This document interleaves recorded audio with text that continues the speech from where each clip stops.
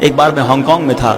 اب ایک صاحب تھے ہانگ کانگ میں 35 سال، اپنی زندگی کے 35 سال اس بندے نے وہاں نوکری کی، پیسے بھیجتا رہا. پنجاب کے اسلامی بھائی تھے، پیسے بھیجتا رہا. اچھا وہاں کیا کرتے تھے؟ چوکیداری کر کے اچھے پیسے بنتے تھے. یہاں بھیجتا گیا، ادھر کوٹھی بن گئی، لیکن آ نہیں پائے. یہاں چوکیدار رکھا، اس کوٹھی پر چوکیدار، خود ہانگ کانگ میں چوکیدار.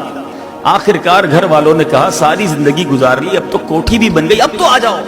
اب اس نے سارے دوستوں کو جمع کیا، کہا میں نے بہت محنت کر لی، اب میرا گھر بھی بن گیا. Now my future is so bright, I have to go. میں تیار ہوں اب جانے کے لیے. فیئر ویل پارٹی ارینج کی گئی. رات پارٹی کے دوران ہی اسے ہارٹ اٹیک ہوا. اسی پارٹی کے دوران اس کا انتقال ہوا. جس فلائٹ میں اس کے سامان نے آنا تھا اسی فلائٹ میں اس کی میت آئی. جس گھر کو 35 سال لگا کر بنایا تھا، ایک رات اس گھر میں نہیں گزاری، وہی بندہ قبر میں چلا گیا.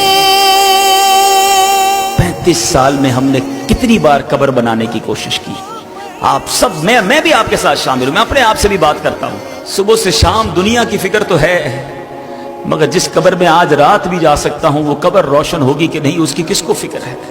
حلال کماؤں تاکہ قبر میں سانپ نہ آ جائیں، حرام کی طرف نہ جاؤں کہیں رب ناراض نہ ہو جائے، حرام کاموں سے بچاؤں. آپ مجھے بتائیں، جس کو اللہ نے کروڑوں سے اچھا بنایا اس کو تو زیادہ سجدے کرنے چاہیے تھے. مجھے اور آپ کو یہ ٹینشن نہیں کہ پہلی تاریخ کو مجھے تنخواہ ملے گی یا گھر میں کھانے کو کیا ہوگا.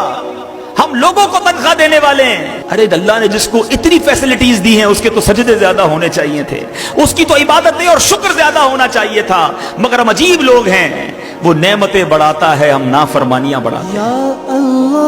وہ رحمتیں بڑھاتا ہے، ہم اس سے دور ہوتے چلے جاتے ہیں.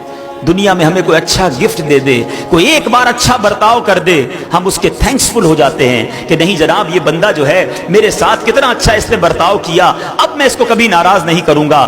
دنیا میں تو ہم یہ ضرور کرتے ہیں، ہمارا کسٹمر اچھا آرڈر دے دے، ہمارا کسٹمر اچھی پرائز دے دیں، ہم آلویز تھینکسفل ہو جاتے ہیں. اللہ مجھے اور آپ کو نعمتیں دیتا ہے، ہم نافرمان ہو جاتے ہیں. خدارا وطن سے باہر جانے کے خواب دیکھنا چھوڑ دو. اپنے وطن کی آدھی روٹی اپنے ماں باپ کے ساتھ اچھی ہے، باہر کی 4 روٹیاں وطن سے دور رہ کر اچھی نہیں.